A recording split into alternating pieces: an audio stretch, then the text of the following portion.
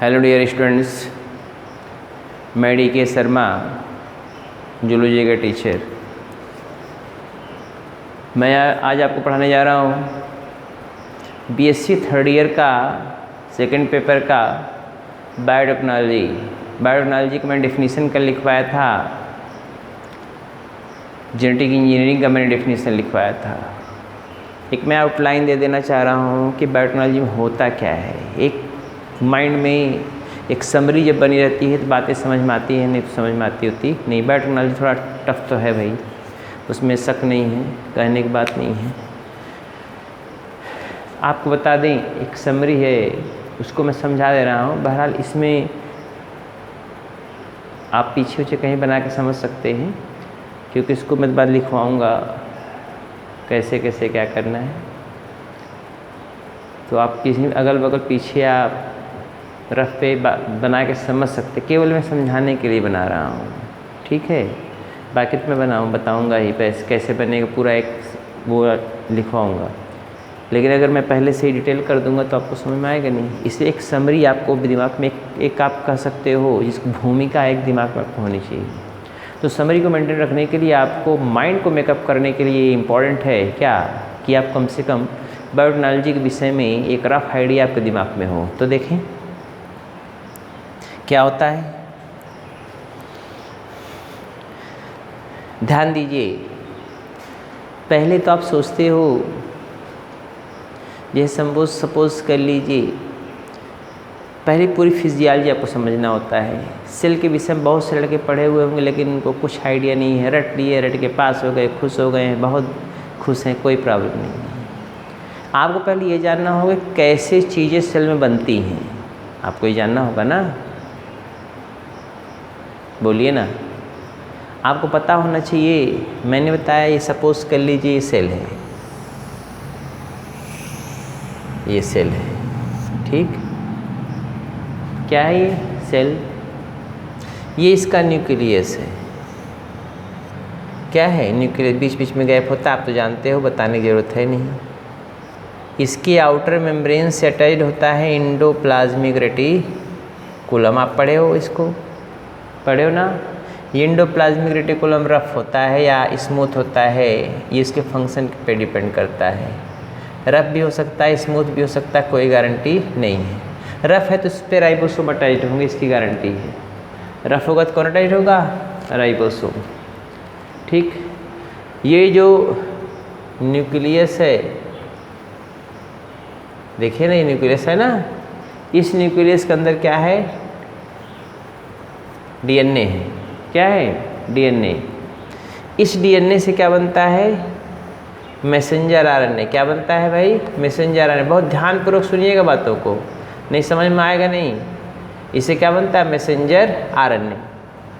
Messenger RNA के ऊपर message लिखा होता है, कोड, जिसको आप जेनेटिक कोड पढ़ते हैं। थर्ड ईयर में शायद या सेकेंड ईयर में पढ़े भी होंगे, बॉटनी वाले सर, सोलंकी सर पढ़ाए होंगे, या कोई भी बॉटनी टीचर पढ़ाया होगा। जेनेटिक कोड उसको बोलते हैं। जीन के ऊपर लिखा हुआ कोड मैसेज के रूप में बाहर कैसे? डीएनए तो अंदर होता है, न्यूक्लियस के बाहर तो निकलता नहीं। बोलिए ना यार, नहीं निकलता ना, तो अपने मैसेज कैसे भेजेगा? बोलिए। मैंने आपको एग्जाम्पल के तौर पे, जैसे मैंने बताया, कोई लड़का किसी लड़की से बहुत प्यार करता है,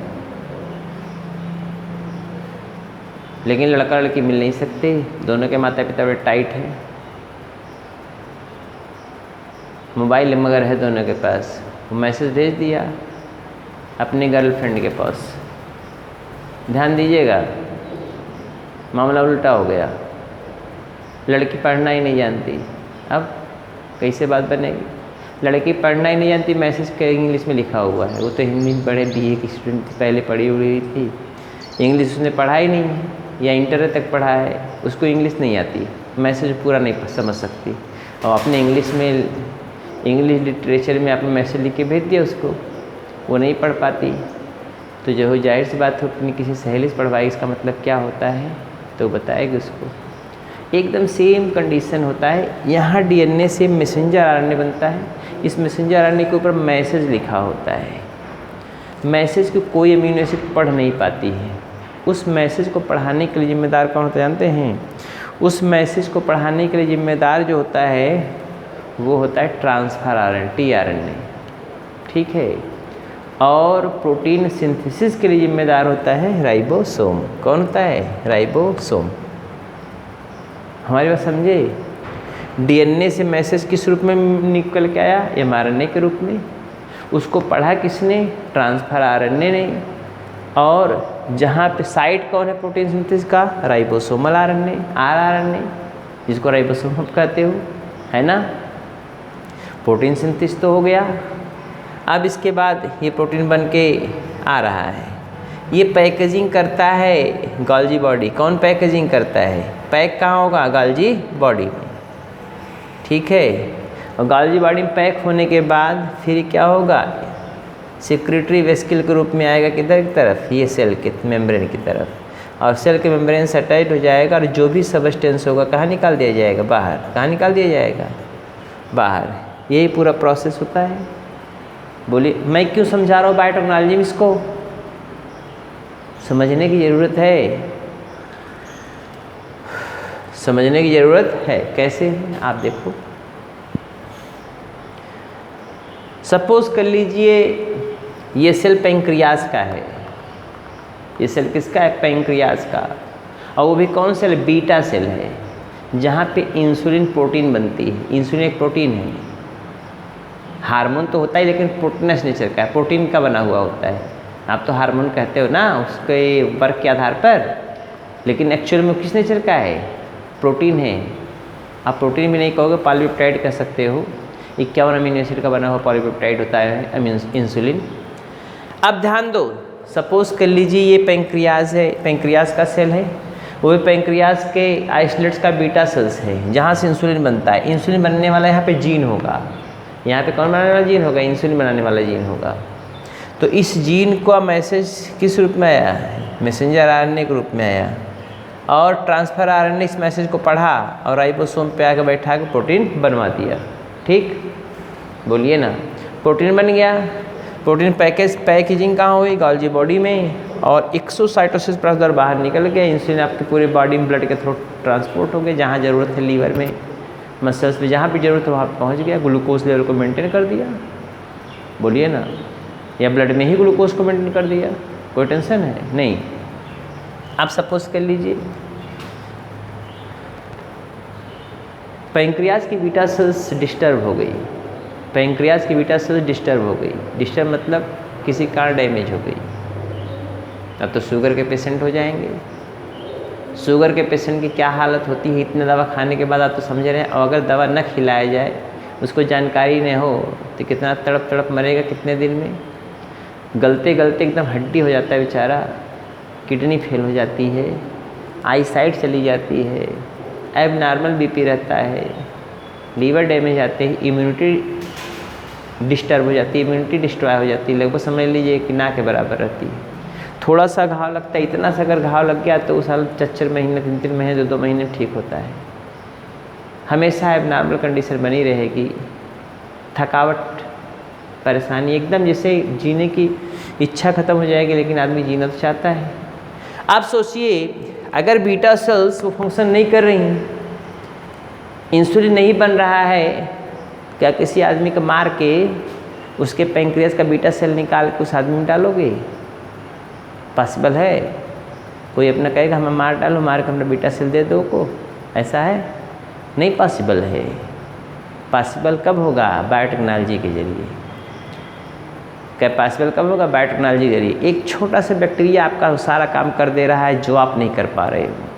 छोटा सा बैक्टीरिया, इसेरिशिया कोलाई मोस्टली इसी को लेते हैं। इधर देखिए, कुछ करना ही नहीं है।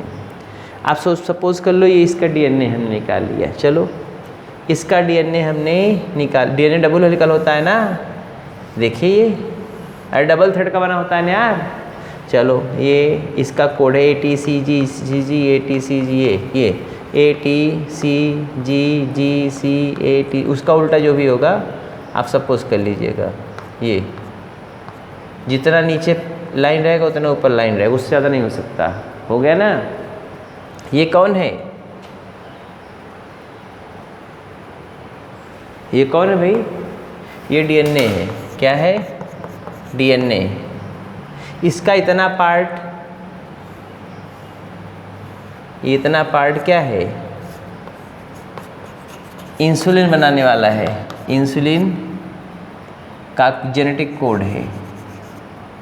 इंसुलिन बनाने वाला जीन है, GENE है ना, इंसुलिन बनाने वाला जीन। ठीक, तो जाहिर सी बात है इसको काटना पड़ेगा, काटना पड़ेगा ना। अरे भाई मैंने पैंक्रियाज के बीटा सेल से भी इंसुलिन बनाने वाला जीन निकाल लिया, तो जीन तो अकेले निकल नहीं पाएगा, तो डीएनए होता है ना। मैंने कल ही बताया था gene is nothing but A part of DNA. Gene कुछ होता नहीं, एक डीएनए का पार्ट होता है जो स्पेशलाइज्ड फंक्शन के लिए रिस्पॉन्सिबल होता है, यही ना। अब इसको काटने के लिए आरी लगाएंगे। अब आप कहेंगे सर ये आरी कैसे काटेंगे? वो आरी नहीं है, रेस्ट्रिक्शन एंडोन्यूक्लिएज इसको बोलते हैं, हम पढ़ाएंगे बाद में। रेस्ट्रिक्शन एंडोन्यूक्लिएज एंजाइम होती है, RE। तो आरी आप देखो कितना प्यारा है, आप आरी मतलब काटने के लिए होता है, यहाँ पे भी आरी काटने के लिए रेस्ट्रिक्शन एंडोन्यूक्लिएज। रेस्ट्रिक्शन एंडोन्यूक्लिएज काटने के लिए हो गया। अब ये जानते जैसे ही डालेंगे तो इतना ही काटेगा, बाहर बेकार चीज़ें नहीं काटेगा। डीएनए का कितना पार्ट काटेगा? जो जीन इंसुलिन बनाने वाला होगा वही काटेगा। चलो मैंने ये पार्ट ले लिया, कट गया अभी ये 1 2 3 1 2 3 सीक्वेंस वाला। ठीक, आपको इंसुलिन बनाना है किसी की जान बचाने के लिए, तो आप क्या करोगे? चूहे के सेल को निकाल लोगे, आदमी थोड़े निकालोगे। चूहे का सेल आपने निकाल लिया, बीटा सेल। उस बीटा सेल, चूहे को मारना तो आसान है ना, क्योंकि निरीह प्राणी ही मारे जाते हैं, शेर का थोड़े निकाल पाओगे। शेर का निकालोगे? नहीं पॉसिबल है, चूहे का निकाल लोगे। चूहे का सेल आपने निकाल लिया, निकालने के बाद उसमें से बीटा सेल निकाले, बीटा सेल में से डीएनए निकाले, डीएनए में से वो आपको जीन चाहिए, आपने इस जीन को काट कर निकाल लिया। किससे काटा? रेस्ट्रिक्शन एंडोन्यूक्लियस के जरिए। किसके द्वारा काटा? रेस्ट्रिक्शन एंडोन्यूक्लियस के जरिए। मैं पढ़ाऊँगा सभी, एक आउटलाइन बता रहा हूँ। चलो भाई ये जीन कट गया, ये कट के आ गया जीन। ठीक, ये ऐसे 5 डीएनए में 5 प्राइम होगा, 3 प्राइम होगा, 3 प्राइम होगा, 5 प्राइम होगा। कितने लड़के ही नहीं जानते 5 प्राइम 3 प्राइम 3 प्राइम 5 प्राइम, ये कुल पगले का है। 5 प्राइम 3 प्राइम 3 प्राइम 5 प्राइम, ये क्या होता है? पेंटोज शुगर का कार्बन होता है, संख्या होती है। एक तरफ 5वें कार्बन पर अटैच रहेगा पेंटोज, एक तरफ 5वें कार्बन पे जो है पेंटोज शुगर के जो है फास्फोरिक एसिड जुड़ा होगा, एक तरफ जो है तीसरे कार्बन पे क्या जुड़ा होगा? Phosphoric acid. तो फास्फोडाइस्टर बॉन्ड बनता है ना। बहरहाल वो सब बातें नहीं करना है यहाँ पे। अब इस जीन को कहाँ डालेंगे ताकि इंसुलिन बन जाए? कढ़ाई में ले जाकर भूजेंगे? नहीं ना, तो उसके लिए व्यवस्था करनी पड़ेगी। क्या व्यवस्था करनी पड़ेगी? देखिए उसके लिए व्यवस्था क्या करना है। ये इसेरिशिया कोलाई है, इसका अपना डीएनए है, इसका ये प्लाज्मिड है। ये कौन है? प्लाज्मिड। इस प्लाज्मिड में भी डीएनए है। ये प्लाज्मिड किसका बना होता है? डीएनए का। किसका बना होता है? डीएनए का। इसका बैक्टीरिया के लिए कोई उपयोग नहीं है, इसका बैक्टीरिया के लिए उपयोग है। सारा फंक्शन कंट्रोल करने वाला ये डीएनए होता है। लेकिन ये प्लाज्मिड एक्स्ट्रा डीएनए है, इसकी ज़रूरत इस बैक्टीरिया को नहीं है, लेकिन आपके लिए रामबाण है। अब इसको क्या करेंगे? निकाल लेंगे। इसको क्या करेंगे? निकालेंगे, सेल के बाहर निकाल लेंगे। केमिकल भी बनाया जा सकता है, इसको बनाते हैं अब। तो इसको बाहर निकाले, चलो बाहर निकाल लिए, लो बाहर निकाल लिए। निकालने के लिए भी उपयोग करेंगे सेल वाल को डिजॉल्व करने के लिए। ये निकल गया प्लाज्मिड, इसका नाम प्लाज्मिड है। क्या है? प्लाज्मिड। कुल लाइन की हम बात तो आपको समझा दे रहे हैं। जैसे आपने आरी से इंसुलिन बनाने, आपने क्या किया था? यहाँ से डीएनए निकाला, डीएनए को काट के जीन निकाला कि क्या बनाने वाला जीन? इंसुलिन बनाने वाला ये जीन है। ठीक, इंसुलिन बनाने वाला जीन, इंसुलिन बनाने वाला जीन, इसको इसी में जोड़ना है, तो इसको भी काटना पड़ेगा ना। तो काटिए। अब इसको काट देंगे। देखिए ध्यान दीजिएगा, अब इसको क्या करेंगे, काट देंगे। कट गया, इसको लाके इसी में, ये भी किससे कटेगा, किससे कटेगा, आरी से। यह भी आरी से ही कटेगा, नहीं इंजाइम वाली आरी, इंजाइम वाले आरी से। अब ये काट दिए, कट गया, इसके साइज का कट गया, ठीक। अब इस इधर देखो, इसको लाके इसी में जोड़ देंगे। इसको यहाँ से निकाले थे प्लाज्मिड, कहाँ से निकाले थे, बैक्टीरिया से निकाले थे, ठीक है भाई। इसको लाके इसी में जोड़ दिए। जब जोड़ देंगे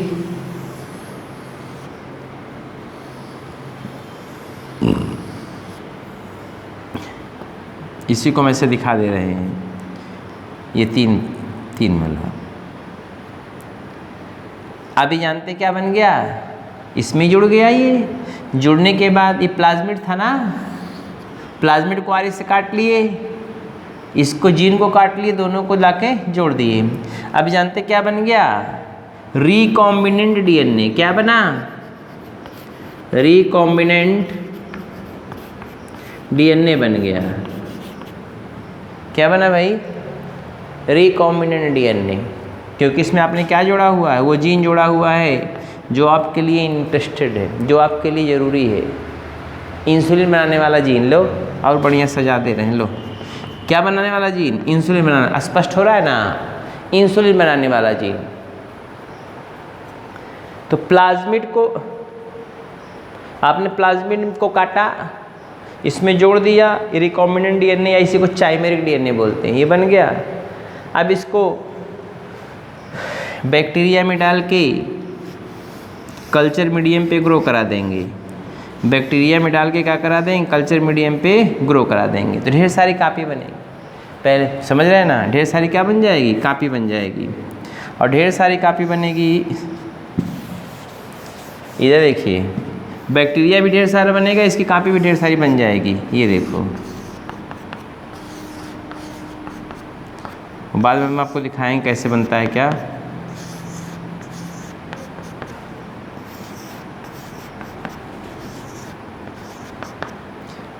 और इसके बाद जब कल्चर मीडियम पे ग्रो, ये कल्चर मीडियम पे ही ग्रो कराते हैं, तो ये ढेर सारा बैक्टीरिया भी बन जाएगा। क्या बन जाएगा, बैक्टीरिया, जिसके अंदर ये सारा आपका इंचामेरिडियन, इससे प्रोडक्ट बनेगा सबस्ट्रेट। क्या बनेगा, सबस्ट्रेट। इस सबस्ट्रेट को आप क्या कर लो, बॉटल में करके प्यूरिफाइड करके रख लीजिए। ये आपका क्या हो गया, इंसुलिन हो गया। क्या हो गया, इंसुलिन। क्या हो गया भाई, इंसुलिन। कुछ नहीं करना है आपको, इजी वे में समझना है। किसी का सेल लेंगे, चूहे का, खरगोश का, भैंस गैया, किसी का भी निकाल सकते हो, लेकिन चूहा इजीली अवेलेबल होता है। अब भैंस के लाके लेबोरेटरी में थोड़ी निकालोगे, तो चूहे का इंसुलिन बनाने वाले जीन निकाल लिए, ठीक है। या किसी ह्यूमन का भी निकाल सकते हैं, अगर डेथ कर गए हैं तो, अगर उन्होंने अपना आर्गन दान किया हुआ है तो उसमें भी सभी निकाल सकते हैं, लेकिन मोस्टली चूहे से निकाल लिए। क्या निकाले, डीएनए। डीएनए में कौन सा जीन ढूंढेंगे आप, डीएनए में कौन सा जीन ढूंढेंगे, इंसुलिन बनाने वाला जीन। कौन जीन ढूंढेंगे, इंसुलिन। उसको क्या करेंगे, काटेंगे। किससे काटेंगे, आरी से काटेंगे। आरी मतलब रिस्ट्रिक्शन एंडोन्यूक्लियस से। ये मैं दिमाग में कंक्लूजन बता रहा हूँ।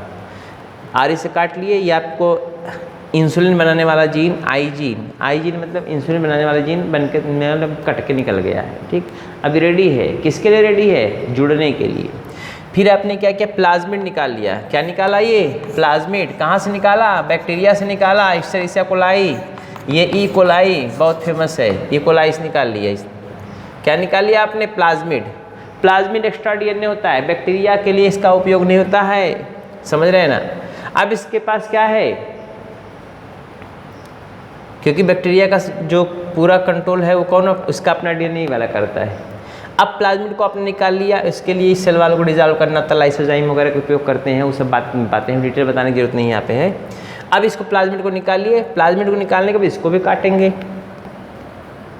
काट लिए, किसके द्वारा काटेंगे? आरई के द्वारा, रेस्ट्रिक्शन एंडो न्यूक्लियस के द्वारा कट गया। काटने के बाद इसी में ला के इस इंसुलिन बनाने वाले जीन को जोड़ देंगे। लाइगेज एंजाइम वहाँ यूज़ होता है। कौन एंजाइम यूज़ होगा? जोड़ने वाला लाइगेज होता है। जोड़ने वाला क्या होता है? लाइगेज। जुड़ गया, ये जुड़ गया तो क्या बनेगा? Recombinant DNA. यही जेनेटिक इंजीनियरिंग है। Formation of recombinant DNA is called genetic engineering. हो गया। रिकॉम्बिनेंट डीएनए का बनाना ही क्या कहलाता है? Genetic engineering. इसके बाद आप बैक्टीरिया में इसीलिए कोलाई में इंसर्ट कर दोगे, तो बैक्टीरिया इंसर्ट कर देंगे। इंसर्ट करने के बाद फिर इसको जो है क्या करेंगे? क्लोरामफेनिकॉल होता है, उससे ट्रीट करते हैं, तो बात की बातें हैं, बताएंगे हम। तो इसका ये जो प्लाज्मिड है रिकॉम्बिनेंट डीएनए वो पहले रिप्लिकेट कर जाएगा, कई ठो बन जाएंगे। इसके बाद इसको क्या करेंगे? कल्चर मीडियम पे खूब क्या करेंगे? ग्रो कराएंगे। कल्चर मीडियम पे ग्रो कराएंगे, बैक्टीरिया भी ढेर सारा बनेगा। बैक्टीरिया ढेर सारा बनेगा तो रिकॉम्बिनेंट डीएनए वाला बनेगा। इसमें से बनने वाला सबस्ट्रेट निकलेगा। वो सबस्ट्रेट जो बनेगा वो इंसुलिन होगा। समझ रहे हैं ना? और कुछ और भी प्रोडक्ट हो सकता है इधर उधर का, लेकिन इंसुलिन बनेगा ज़रूर कन्फर्म। इंसुलिन को निकाल कर आपने प्योरीफाइड कर लिया बैक्टीरिया से, इंसुलिन को अलग कर लिया, प्योरीफाइड कर लिया। प्योरीफाइड करने के बाद ये बॉटल में भर के इंजेक्शन के रूप में, चाहे इसको टैबलेट के रूप में बना के इंसुलिन तैयार है। इसी को बोलते हैं ह्यूमुलिन। क्या बोलते हैं? ह्यूमुलिन। हमारी बात समझ रहे हैं? ये ह्यूमुलिन बन के तैयार है, इंसुलिन बन के तैयार है। यही पूरा बायोटेक्नोलॉजी का एक सारांश है। समझ रहे हैं ना? एक रफ आइडिया, रफ जो है, हमारी बात समझ रहे हैं? तो कुल मिला के आपको करना कुछ नहीं है, केवल डिजायर्ड जीन को निकालना है, काटना है। काटने के लिए रिस्ट्रिक्शन एंडोन्यूक्लियस, फिर प्लाज्मिड को निकालना है, काट लेना है। वो क्या हो गया? वो भी आरी से कटेगा। कट गए दोनों। कटने के बाद उसमें आप जोड़ देंगे, क्या जोड़ेंगे? डिजायर्ड जीन या gene of interest. Gene of interest में जो आपका इंटरेस्ट वाला जीन है, डिजायर्ड जीन को आपने उसमें डाल दिया। अब जब इसमें डाल देंगे तो लाइगेज एंजाइम डालेंगे, जुड़ जाएगा। जब जुड़ जाएगा तो रिकॉम्बिनेंट डीएनए बन गया। रिकॉम्बिनेंट डीएनए को वही किस में आप डाल देंगे? बैक्टीरिया में डाल देंगे। समझ रहे हैं ना? इसको क्लोरामफेनिकॉल वगैरह स्ट्रीट कर देंगे तो इसकी ढेर सारी डीएनए कापी बन जाएगी। ये सेल डिवाइड नहीं करे, कापी बन गया। अब इसको कल्चर मीडियम पे ग्रो कराते हैं तो ढेर सारा बैक्टीरिया बनेगा जिसमें ये होगा। इससे ढेर सारा वो प्रोडक्ट बनेगा जो इंसुलिन प्रोटीन बनेगा। उस इंसुलिन प्रोटीन को आप क्या करोगे? प्योरीफाइड कर लोगे। प्योरीफाइड करके ह्यूमन वेलफेयर में इंसुलिन को रख लीजिए। यही इंसुलिन का इंजेक्शन आपको मिलता है, यही इंसुलिन का टैबलेट आपको मिलता है, खाइए। ये तो मैं एक एग्जांपल बताया। ऐसे ही ढेर सारे हार्मोन बनते हैं, सोमेटोट्रॉपिक हार्मोन, ग्रोथ हार्मोन। जैसे बहुत आदमी छोटे हैं, उनकी साइज नहीं बढ़ रही, ग्रोथ हार्मोन थोड़ा दे दिए, कब से बड़ा हो गया वो। बात समझ रहे हैं ना? अरे सोमेटोट्रॉपिक हार्मोन, ग्रोथ हार्मोन। कोई आदमी है, ध्यान दीजिएगा, कोई आदमी है अगर उसमें स्टेरिलिटी है, टेस्टोस्टेरोन हार्मोन की कमी है, तो उसका दाम्पत्य जीवन ही खराब हो जाएगा। तो उसके लिए टेस्टोस्टेरोन हार्मोन स्टेरॉइड जैसे बनते हैं। बहरहाल स्टेरॉइड तो उससे नहीं बना सकते, उसका दूसरा मेथड होगा। हाँ सुनिए, इसी प्रकार से अलग हार्मोन है, उसमें FSH हार्मोन बना के दे सकते हैं, फॉलिकल स्टिमुलेटिंग हार्मोन। उसमें ICSH दे सकते हैं, इंटरस्टिशियल सेल स्टिमुलेटिंग हार्मोन। इस विधि से बना सकते हैं। बोलिए ना। प्रोलैक्टिन हार्मोन आप बना सकते हैं। जैसे मिल्क नहीं बन पा रहा है तो प्रोलैक्टिन हार्मोन बना के दे देंगे। ऑक्सीटोसिन हार्मोन बना के दे देंगे। Milk injecting hormone, labour pain वाला हार्मोन जो महिलाओं को प्रसव पीड़ा के दौरान दिया जाता है, लेबर पेन के दौरान दिया जाता है। समझ रहे हैं ना? तो आप ढेर सारे ऐसे इंजाइम डिफरेंट टाइप के दिए जा सकते हैं। आपका डाइजेशन नहीं होता है, पेस्टोजाइम, मेगाजाइम, एपोजाइम, कल मैं बताया था। ढेर सारे इंजाइम्स को आप बना सकते हैं इस विधि से, क्योंकि सारे को बनाने के लिए स्पेसिफिक जीन होगा। उस जीन को निकालेंगे, जीन का कोड पता करेंगे और उस जीन को आप क्या करेंगे? डीएनए में जोड़ देंगे। डीएनए में जोड़ेंगे तो डीएनए से क्या बन जाएगा? डीएनए से जो राइबोसोमल आरएनए होता है उसी पे जाकर प्रोटीन बन जाएगा। प्रोटीन बनेगा तो इंसुलिन बन सकता है, सोमेटोट्रॉपिक हार्मोन बन सकता है, इंजाइम बन सकता है, पेस्टोजाइम, मेगाजाइम, जितने प्रकार के इंजाइम है, pepsin, rennin, trypsin, chymotrypsin, carboxypeptidase, endonuclease, जो भी है सब बन जाएंगे। बात समझ रहे हैं? तो इस विधि से आप बना सकते हो। ये आपको मैंने एक सीक्वेंस बताया है। अब आपको हम एक एक टॉपिक बताएंगे, उसमें डिटेल करके शॉर्ट नोट या फुल क्वेश्चन पूछता है, जैसे टूल्स,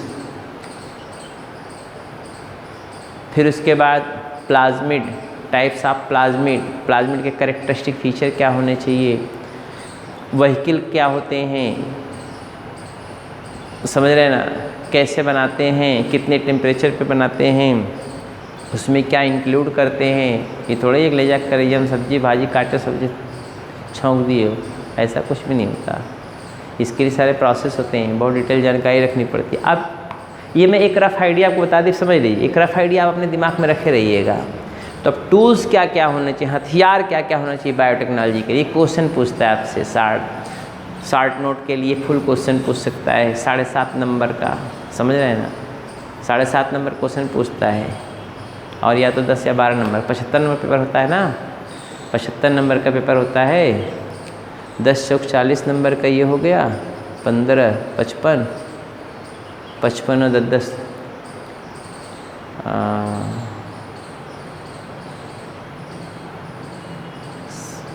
जो भी 10 या 12 नंबर का होता है उसका 8 पंजे 40, और उसके बाद जो है 10 दूना 20, हाँ ठीक, 8 नंबर का छोटा क्वेश्चन होगा जो 2-2.5 पेज लिखना होता है, और 4 पेज लिखने वाला या 5 पेज लिखने वाला जो है वो 10 नंबर का क्वेश्चन होता है।